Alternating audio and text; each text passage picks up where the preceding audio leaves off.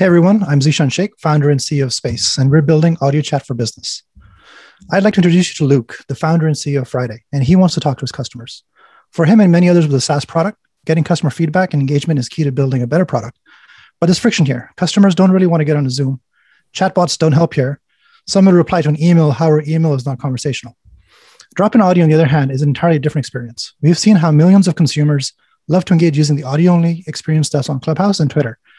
Other platforms are also adding audio chat for the users as well. But how do you get audio chat on your product under your brand where your customers already are? To help answer that, I'd love to show you how Luke runs casual audio rooms on his product with his customers using Space. Luke installs Space on his website using 3 lines of code. When he goes live, users on his website see that he's hosting a session. They click the link in the pop-up and join the audio chat. They can engage with Luke as a speaker, or they can listen to an ongoing conversation as an audience. Luke can even share his screen and turn the discussion into an impromptu webinar. These audio sessions can be recorded, creating a rich content archive. When his users visit the website and no live sessions are active, they can be prompted to listen to a previously recorded content. They can browse past sessions and consume the content directly from his product, just like a podcast or a pre-recorded webinar. Space literally helps Luke and his team talk to his customers, where he gets product feedback, answers questions, and engages with his users directly on his product without having to take them to a different platform or ask them to get on a Zoom. We just publicly launched at the end of April and have 211 users that have signed up for the product. 72 have run at least 1 session, and 21 have run at least 3 or more sessions. We see 3 main use cases from businesses wanting audio chat on their website: conversational marketing to host customer-facing town halls, AMA, product drops, and casual webinars; inbound sales to immediately interact with a qualified lead; and customer service where users can ask for hands-on help, all without the friction of video, media links, invites, signups, and other stuff. Our focus is conversational marketing, and we're targeting SaaS startups interested in adding audio as a channel to build closer relationships with their direct audience and customer base as our beachhead. We're leveraging freemium to help focus on distribution and growth. Over summer, we'll introduce paid plans that are billed per host per month. With 3,500 customers paying $250 per month on average, we get to 10 million by 2024. And with 30,000 customers, we get to 100 million by 2026. My background is in enterprise product and leading teams. Our team is diverse with a strong focus on product, community, and growth. Again, I'm Zeeshan Sheikh, CEO and founder of Space, and we're building audio chat for business. Okay, thank you, Z. All right, Mercedes. So great to meet you all. My name is Mercedes Bent, and I'm a partner at Lightspeed Venture Partners, where we're investing check sizes of about 2 million to 200 million in 7 regions around the globe.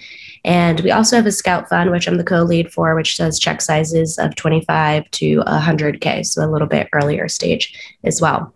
And in terms of my question for you, it seems really interesting. I'm curious in terms of the back end of how you expect companies to manage this. Do they need to set up and manage a call center, or are they expected to do it with their own staff if they're not doing pre-recorded, or is it outsourced? Curious to hear about that. Thank you, Mercedes. Robert. Everyone, nice to meet you all. My name is Robert. I'm at Maven Ventures. We're an early stage consumer software focused fund. Our typical check size right now is about $1 million into companies that are raising seed capital. My question for you is around your sales process and who exactly within the company is going to be your champion to want to use the software and support it at the company. Great, thanks, Robert. Scott. Scott Coleman from Ignition Partners. We are an early stage venture firm focused on enterprise software, typically seed and Series A, and our check sizes go from 500K up to about $8 million. So my question is, how do you fit into the workflow of a company that may have been looking at or using tools like Customer or Intercom already? Is this another tool that fits into that workflow, or do you have to displace something that's already out there? All right, thanks, Scott. And grab some from the syndicate. Tyler's asking, what happens when Intercom, et cetera, build the same feature? So what's your moat? And Ashwin's asking, how do you ensure only the users of an app attend the space session? Do you have SSO? I'll take those, Z. Sure.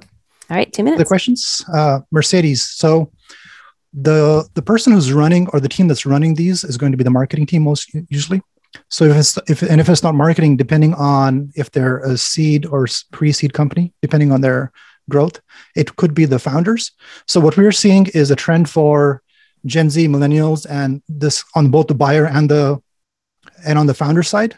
They're trying to have more building in public discussions. They're trying to have more transparency on how they build product, what they go after. And they're trying to build a strong relationship with their customers because that basically builds an organic moat around their product. They have kind of like Salesforce and their tribe around it.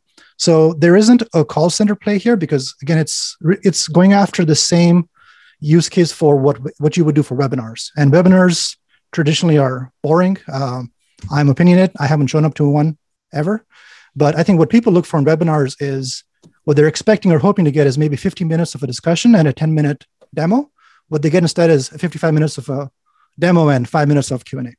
So I think what we're doing here is changing how those discussions happen by making those discussions more engaging, more casual, not completely about just the sales process, but about building the relationship.